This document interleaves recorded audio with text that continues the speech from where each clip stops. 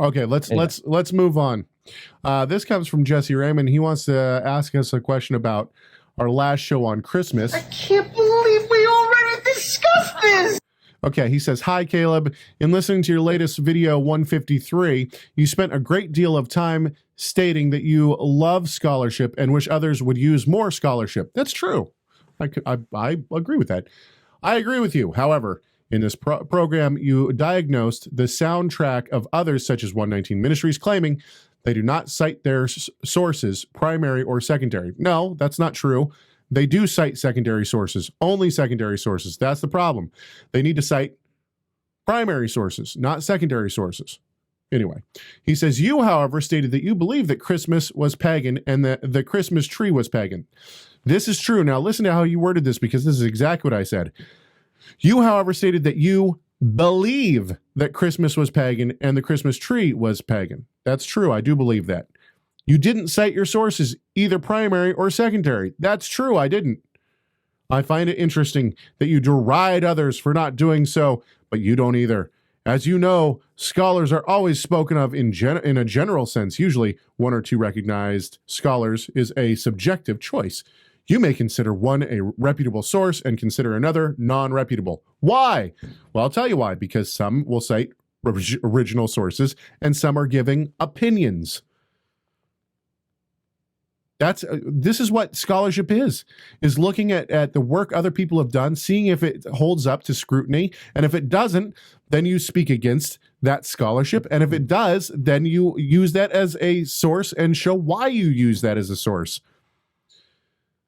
Because he goes on, because scholars all disagree on many points. That is true.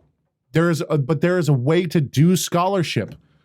That's the point. I find this truism to be consistent among those who attended any Bible college or seminary. They almost all pick and choose which scholars they like or think are heretics. Once again, this shows a lack of understanding of how scholarship is done. This person, Jesse, is not understanding the concept of why scholars would pick, as I'm using quote marks now, pick and choose between other scholars. You test their work, and if their work stands up, then you use them as a secondary source, cite their original sources, and boom, you have an argument. The reason that I did not cite any first or secondary sources, well, that's not even true. But the reason that I didn't cite primary sources when it came to the Christmas tree is because there are none. Do I believe that it's pagan? Yes, I believe that it is attached to paganism. Can I prove that? No, and that's why I would never go on a YouTube debate against somebody who is trying to say that it's not pagan, because I don't have the sources to prove that it's not. It's a belief of mine. It's not provable. When it comes to Christmas being coming from pagan origins, I believe it is. My sources are weak. I will admit that.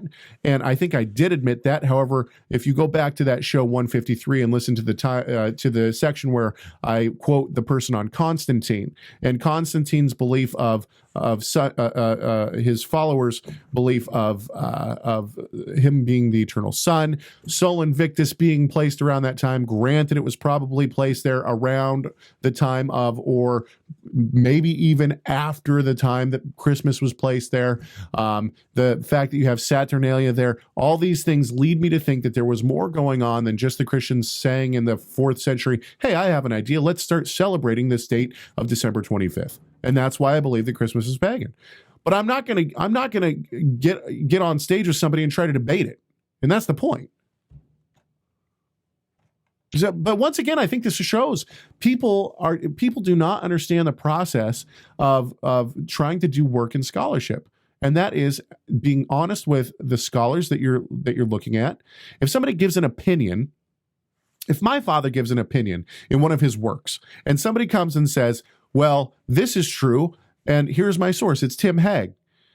Well, any good scholar is going to go and say, okay, let's look at Tim Hegg's work. They'll look at it and they'll say, did he cite any primary sources? If the answer is no, they're going to say, well, he's just given an opinion.